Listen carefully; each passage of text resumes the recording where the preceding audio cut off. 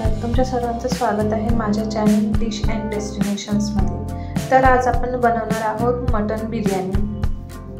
तर चला करूयात रेसिपी सुरू।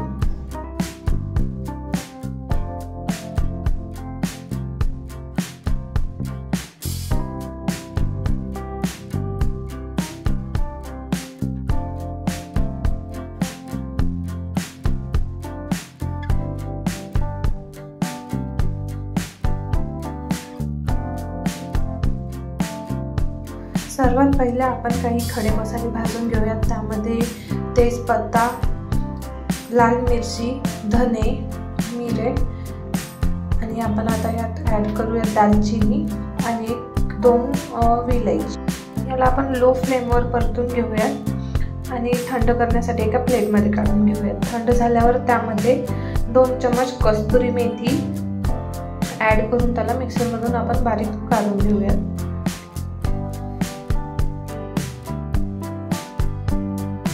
त्यानंतर आपण मटन मॅरिनेट करायला घेऊयात। अर्धा लिंबू, जिंजर गार्लिक पेस्ट 2 चमच, हिरवी मिरची 1 कापलेली, त्यानंतर तिखट आपल्याला हवं तेवढं, नंतर हळद पावडर, त्यानंतर आपण काढलेला मसाला, मीठ टाकून घेऊया चवीनुसार, त्यानंतर तळलेला कांदा, छान आपण फ्रेश कोथिंबीर टाकून त्या मसाला जो आहे पहिले असाच आपण छान मॅरिनेट करून घेऊयात जेणेकरून पूर्ण मसाला लागेल। त्यानंतर आपण 1 वाटी दही ॲड करूया, त्यानंतर परत आपण मिक्स करूयात सारं आणि याला कमीत कमी 1 ते 2 तास रेस्ट देऊयात, त्यामुळे फ्लेवर छान येतो। नंतर आपण बिर्याणीसाठी 1 मोठा कांदा तळून घेऊया।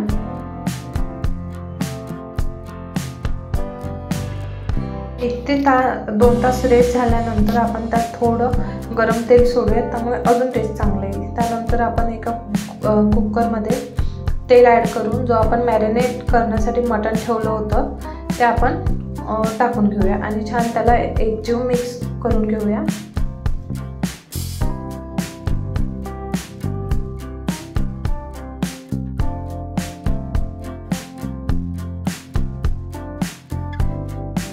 लो फ्लेमवर शिजवताना त्याला पाणी जेव्हा सुटेल त्यानंतर आपण त्यात थोडंसं असं गरम पाणी ॲड करूयात, ज्यामुळे का मटण जे आहे ते लवकर शिजेल। आपलं मटण शिजेपर्यंत तोपर्यंत आपण राईसची तयारी करूयात। तर एका मोठ्या गंजामध्ये दालचिनी, तेजपत्ता, मिरे, विलायची आणि थोडं तूप घालून घेऊया आणि ते उकळल्यानंतर ते सगळं वेगळं काढून आपल्याला हवं तेवढा भात आपण ॲड करूयात आणि त्याला पण आपण कमी आचेवर शिजवून घेऊया। हे बघा आपलं मटण शिजलेलं आहे। त्यानंतर आता आपण हळूहळू छान लेअरिंग करून घेऊया।